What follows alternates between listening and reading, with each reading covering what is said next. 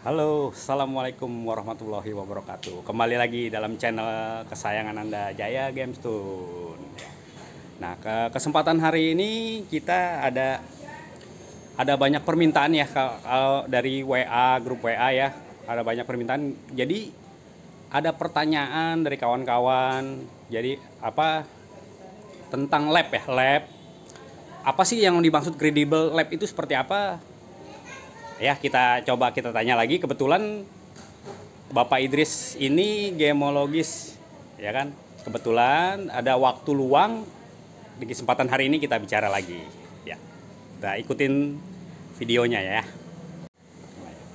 Assalamualaikum warahmatullahi wabarakatuh. Nah, kebetulan nih ada warahmatullahi wabarakatuh. ya. Ini ada Bapak Umar dari Halo, James Lover. Games. Halo, James Lover. Ya. Nonton. Nih Bapak. Halo, Iya. James. Iya. Ya, nih Bapak Idris nih.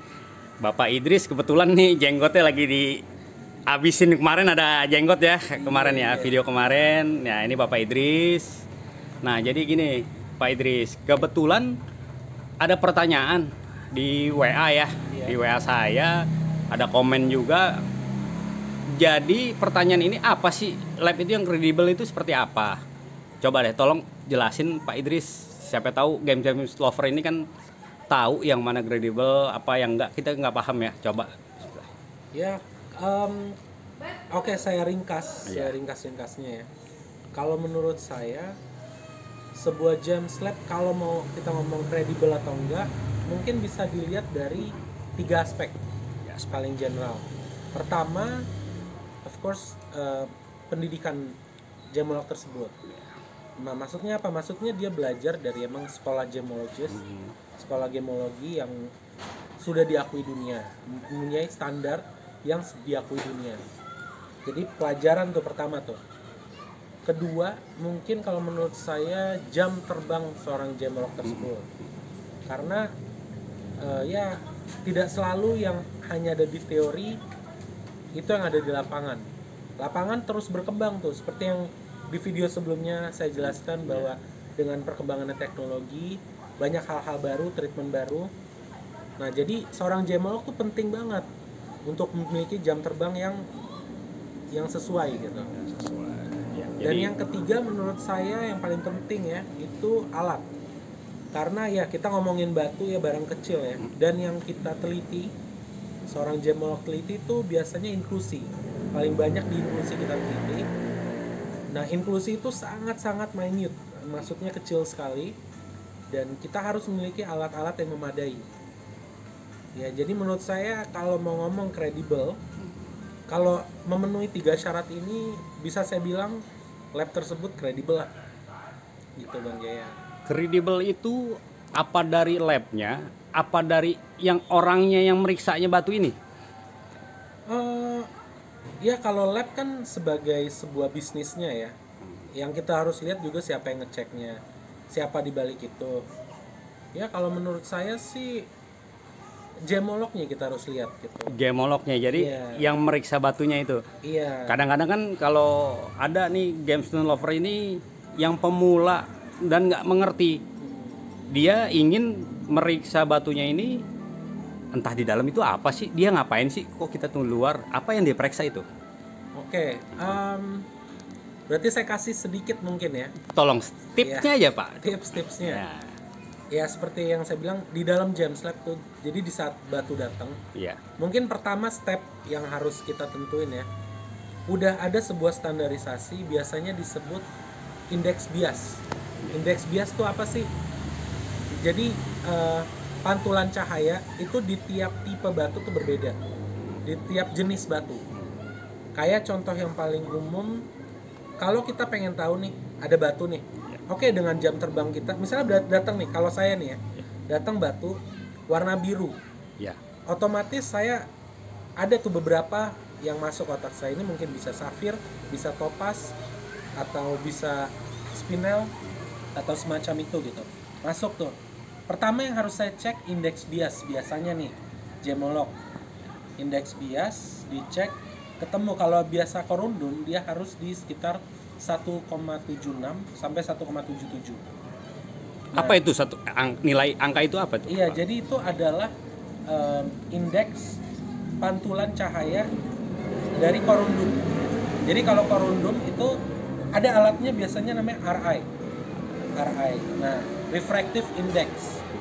Nah, itu dengan cairan tertentu dari belakangnya biasanya kita tembak cahaya, nanti dia ngebaca tuh.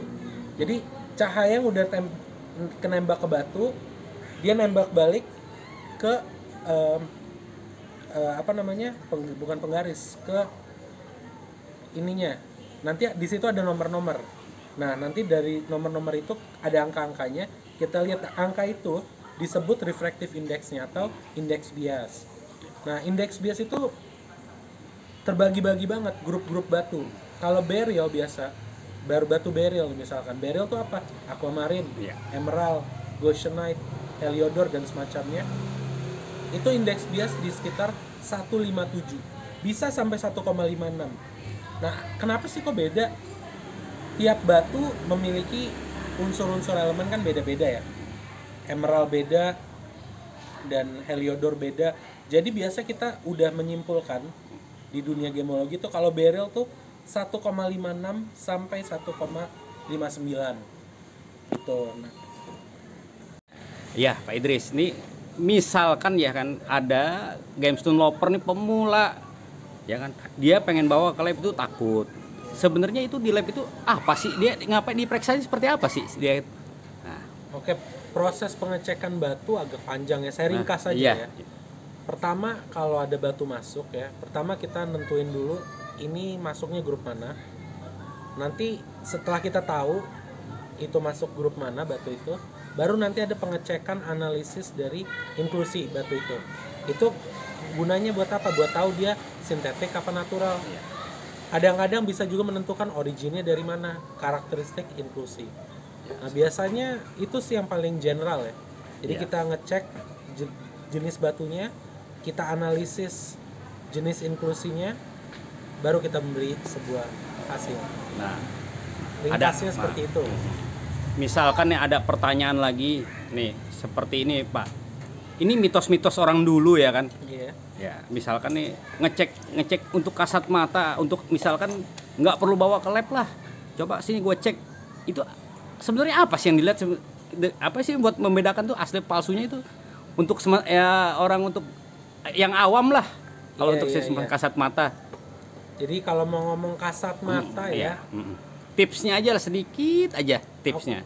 Ada yang bisa seperti itu. Iya. Tapi itu membutuhkan pengalaman yang sangat tinggi ya. Jadi ringkasnya ada orang bisa tahu ini asli apa enggak dari bentuk warna. Jadi gimana tuh warna mainnya. Tapi again saya mau benar-benar make sure ini bukan sesuatu yang semua orang bisa lakukan ya. Cuman biasanya dari berat bisa ketahuan tuh. Ini safir apa enggak. Orang yang udah ngerti pengalaman jam terbang, dari dia megang batunya aja. Ini batu apa kaca? Berasa tuh di tangan.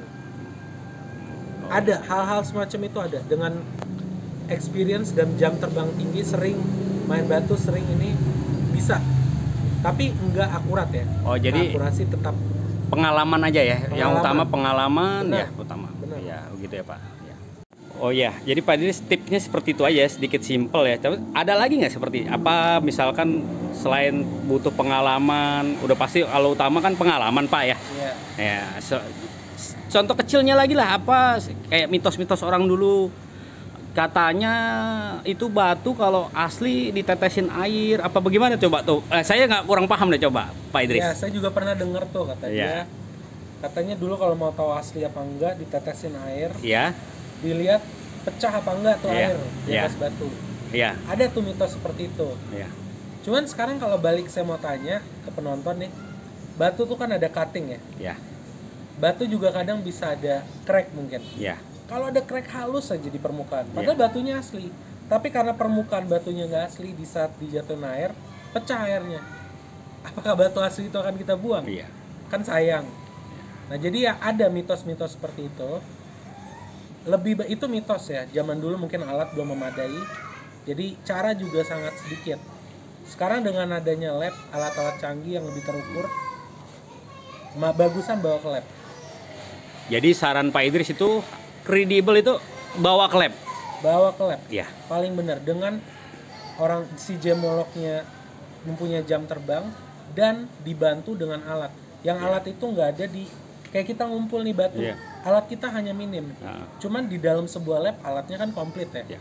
Jadi orang yang udah ada jam terbang ditopang dengan alat-alat yang lebih komplit, insya Allah akan lebih baik hasilnya. Gitu. Iya. Ya, terima kasih Pak Idris atas Sama-sama. keterangannya, tipsnya. Sama-sama. Ya, bila mana GameStone lover pemula atau yang sudah berpengalaman ingin bikin pertanyaan, ya coba di kolom komentarnya, nanti kita hubungkan langsung ke Pak Idris. Siap. Akan dijawab sesimpel mungkin, seakurat mungkin. Siap. Ya, mohon maaf ini ya sebesar-besarnya videonya ala kadarnya karena kan menggunakan handphone Android ya. Ya, terima kasih banyak ya. Assalamualaikum warahmatullahi wabarakatuh. Salam GameStone lover.